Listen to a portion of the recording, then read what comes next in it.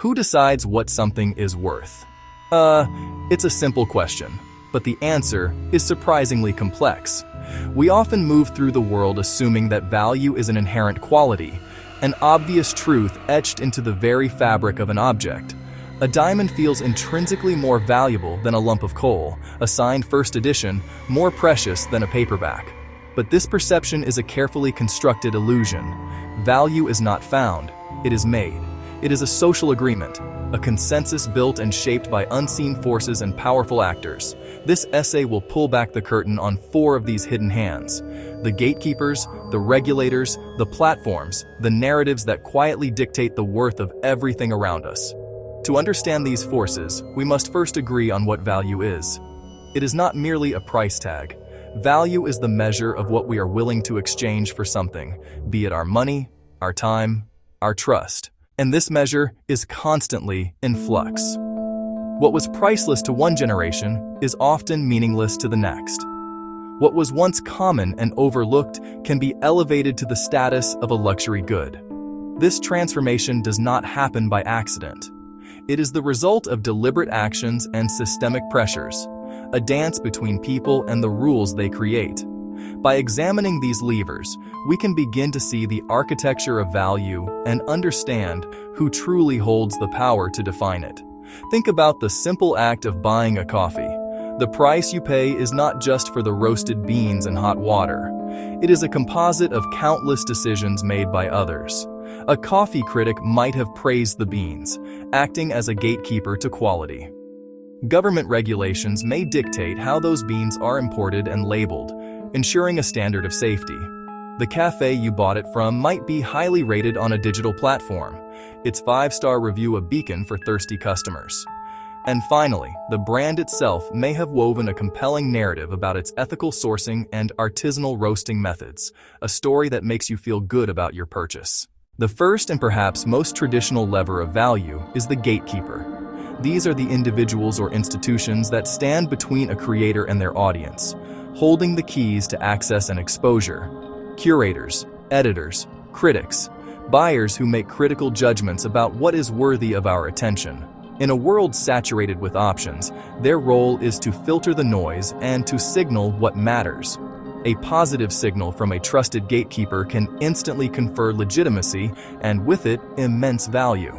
An artist languishing in obscurity can become an overnight sensation if their work is chosen for a major museum exhibition. The curator's choice acts as a powerful endorsement, telling the world, "This is important. Pay attention." This dynamic is not confined to the high-minded world of fine art. It permeates almost every industry. In the literary world, a book agent decides which manuscripts to represent, and an editor at a publishing house decides which of those to acquire. A positive review in a major newspaper can send a debut novel soaring up the bestseller lists, its value skyrocketing from the potential of a few $1,000s to millions. The gatekeeper's anointing transforms the book from a mere collection of pages into a cultural event. Their judgment creates a self-fulfilling prophecy. By declaring something valuable, they make it so. As collectors, readers, and other tastemakers rush to align with their expert opinion. Consider the world of fashion. For decades, the editors of prominent magazines like Vogue held unparalleled power. A designer featured in a September issue spread was effectively guaranteed an audience with the most important buyers and consumers. The same principle applied to music before the digital age. A&R scouts at record labels and program directors at radio stations were the arbiters of popular taste. Even today, in our seemingly democratized digital landscape, new gatekeepers have emerged. A prominent tech reviewer can anoint a new gadget as the must-have device of the year, triggering a tidal wave of demand. Gatekeepers manage scarcity. Not the scarcity of the product itself, but the scarcity of attention. In doing so, they perform a kind of alchemy, transforming the mundane into the desirable and setting the initial terms of its value. Where gatekeepers anoint value through selection, regulators construct it through law and policy. These are the government agencies and official bodies that set the rules of the game for entire markets. Their actions can seem dry and bureaucratic, but their impact on value is profound and far-reaching.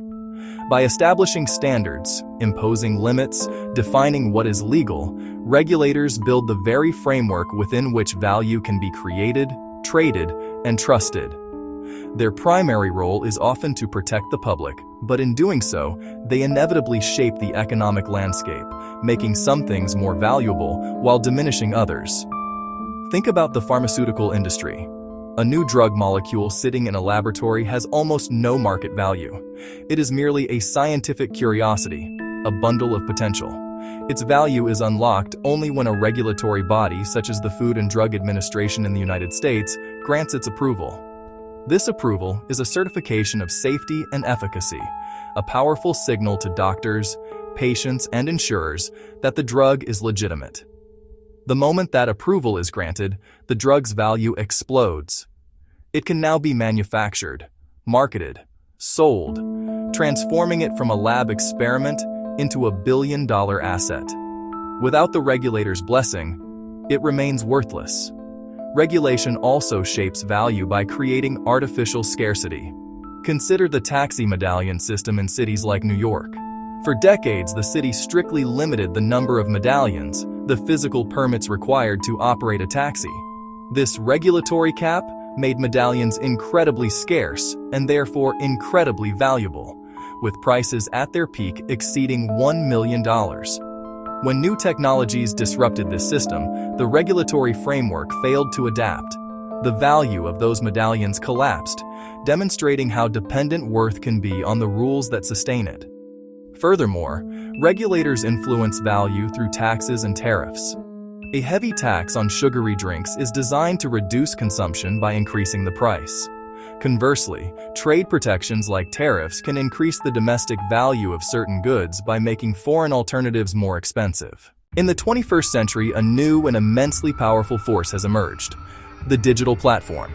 These are the online marketplaces, social networks, search engines that have become the central infrastructure of modern commerce and communication.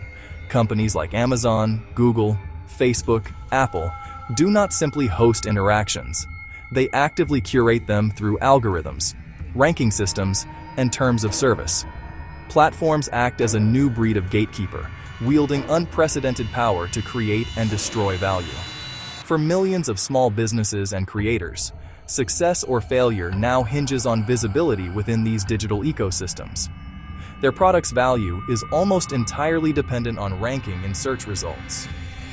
Being relegated to the 10th page is the digital equivalent of being banished to a dusty back alley, virtually invisible and worthless to most customers. The ranking algorithm, secret and constantly changing, is one of the most powerful price-setting mechanisms today. Platforms also shape value through systems of reputation. Customer reviews, star ratings are a critical currency of trust. Thousands of 5-star reviews imbue a product with perceived quality, allowing the seller to command a higher price. A string of negative reviews can quickly sink a product's value and scare away buyers. Platforms control the architecture. They design how reviews are solicited, displayed, and verified. Decisions about handling fake reviews or weighting recent ratings can dramatically affect a seller's livelihood. Finally, platforms set the terms of participation. What can be sold, what cannot be sold, what content is permissible, and what fees sellers must pay. They can ban entire categories of products, instantly erasing market value. They can favor their own products in search results, disadvantaging independent sellers. Value today is not just product quality. It's compatibility with the platform's rules and priorities. Beyond the tangible forces of gatekeepers, regulators, platforms, lies a more subtle but equally potent lever: narrative. A narrative is the story that we tell about a product, company, entire market. These stories infuse objects and ideas with meaning, emotion, identity. They transform commodities into something more. A compelling narrative can create value out of thin air. It persuades us that one item is more desirable, more authentic, more important, even if they are functionally identical. Belief, fueled by stories, is one of the most powerful drivers of economic worth. A classic example: brand storytelling. A company selling luxury watches isn't selling time. It's selling a story about craftsmanship, heritage, success, generations of Swiss artisans meticulously assembling each component by hand. The story elevates the watch from a tool to a symbol of status, family heirloom. Consumers aren't paying just for the gears, springs, they're buying into the story. Same principle. A bottle of wine, unique soil, a winemaker's passion, can justify a much higher price than a generic table wine. Narratives also drive value in financial markets. A stock price is often a bet on a company's future story, not just current profits. A charismatic CEO articulates a vision that captures investors' imagination.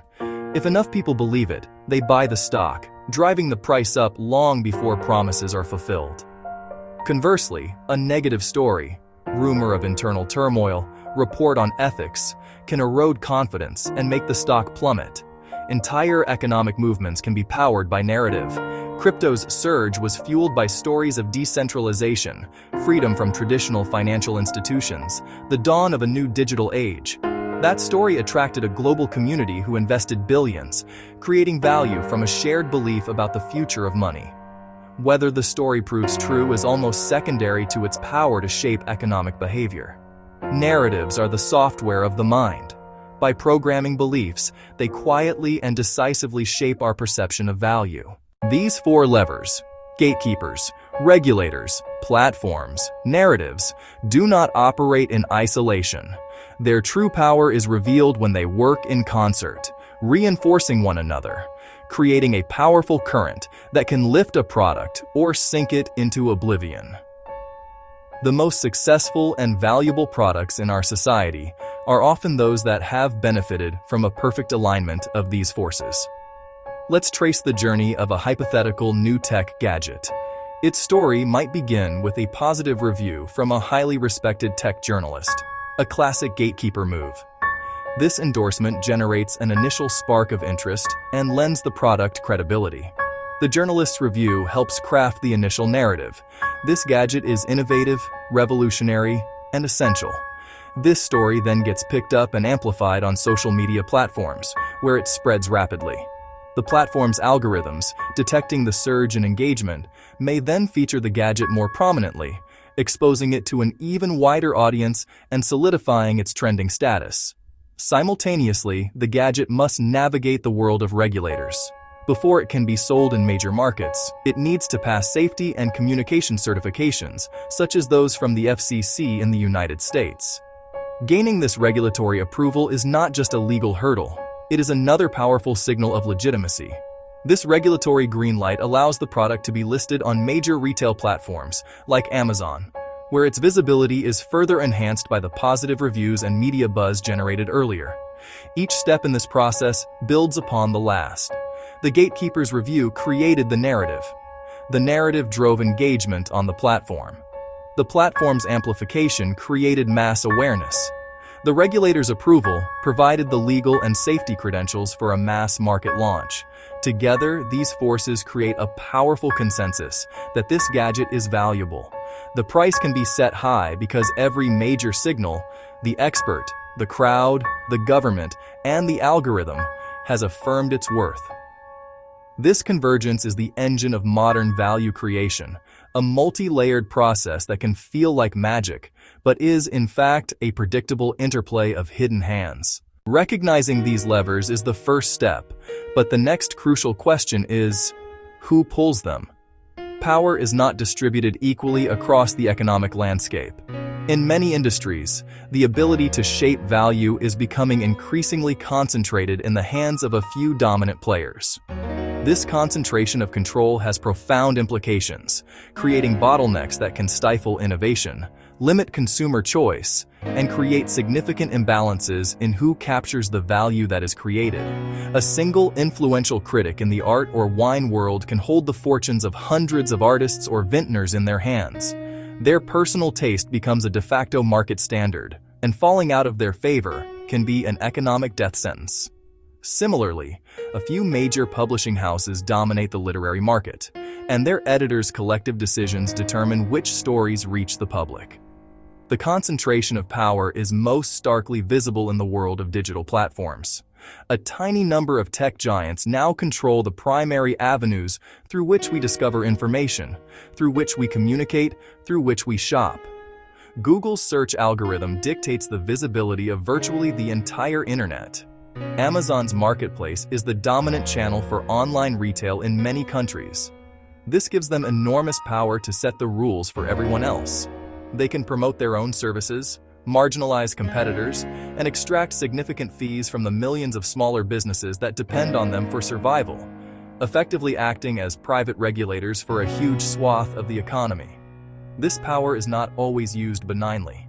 There is a growing concern that these dominant forces can lead to unfair outcomes. Gatekeepers can be influenced by personal biases or commercial relationships. Regulators can be captured by the very industries they are meant to oversee. Platforms can use their vast data and market power to crush smaller rivals. And powerful actors can manipulate narratives through sophisticated public relations and marketing campaigns. Recognizing where power is concentrated allows us to see where the system may be vulnerable to distortion and to advocate for a more equitable distribution of control. So, who decides what has value? The answer is not a single entity, but a complex and dynamic interplay of forces. Value is not a natural fact, but a social construction, meticulously assembled by the hands of gatekeepers who grant access, regulators who write the rules, platforms that structure our choices, the pervasive power of the stories we tell ourselves. These hidden hands operate in the background of our daily lives, shaping our desires, guiding our decisions, ultimately determining the economic logic of our world. To see them clearly is to understand that a price tag is never just a number. It is the culmination of a contest for power and influence. The power to define value is the power to shape society. Where that power is concentrated, it can lead to inequity and fragility. A market dominated by a single gatekeeper or platform becomes brittle, less able to adapt and less able to innovate. Where that power is more distributed, the system can become more resilient, dynamic, fair. The challenge for us as citizens and consumers is to remain aware of these forces. By understanding the mechanisms of value creation, we can become more critical participants in the economy. Question the narratives we are sold. Support alternative platforms. Advocate for regulations that promote fairness and competition. In the end, value is a conversation. For too long, most of us have been passive listeners, but it doesn't have to be that way. The first step toward changing the conversation is understanding how it works. So the next time you buy a product, pause for a moment. Look beyond the object itself and try to see the hidden hands that brought it to you. Who chose this for me? What rules made its sale possible? What platform put it in front of me? What story am I buying into? This simple act of questioning is an act of empowerment. It is how we begin to reclaim a small piece of the power to define what truly matters. I invite you to think about one thing you purchased recently. Who do you think held the most power in setting its value? Was it a brand's story, a government seal of approval, a 5-star rating, a critic's rave review? Share your thoughts and observations. The more we discuss these hidden dynamics, the more visible they become, and the better equipped we will be to build a world where value is a reflection of our shared priorities, not just the priorities of the powerful.